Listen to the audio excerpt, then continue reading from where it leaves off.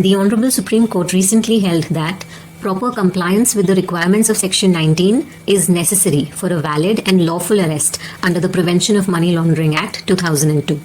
Also, the grounds of arrest in writing are to be furnished necessarily to the arrested person. While considering the validity of the arrest of appellants under Section 19 of the PMLA, the Apex Court ruled that it is the duty of the magistrate to ensure that conditions of Section 19 are duly satisfied. Given the far-reaching powers under the Stringent Act of 2002, the ED is expected to be transparent, above board, and fair in its action.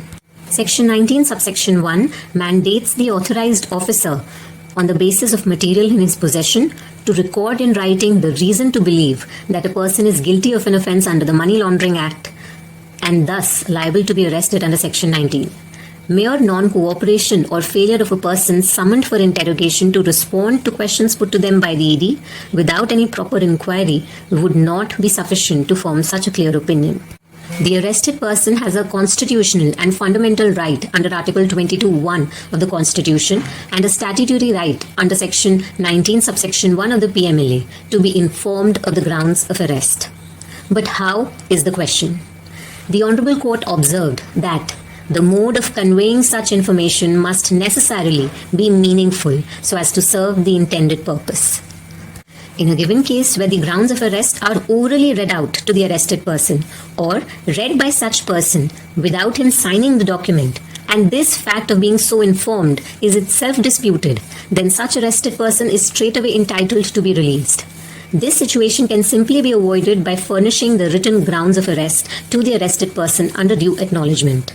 Conveyance of information is not only to apprise the arrested person of why he or she is being arrested, but also to enable such person to seek legal counsel and thereafter present a case to seek release on bail if he or she so chooses. Voluminous, lengthy and detailed ground of arrests may make it impossible for the arrested person to remember their contents on such grounds being read by or read out to him or her.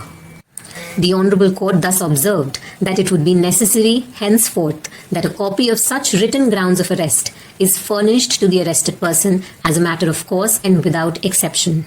In the present case, in light of the admitted position of the form of communication being not in compliance with the required mandate, and also in light of the clandestine conduct of the ED in proceeding against the appellants by recording the second ECIR, that is Enforcement Case Information Report, immediately after they secured interim protection in relation to the first ECIR, does not, as the Honorable Court held, hold ground. Allowing the appeals, the arrest and remand orders were set aside. What now remains to be seen is that whether this reasoning would also be extended to similar provisions under other statutes like the Unlawful Activities of Prevention Act or not.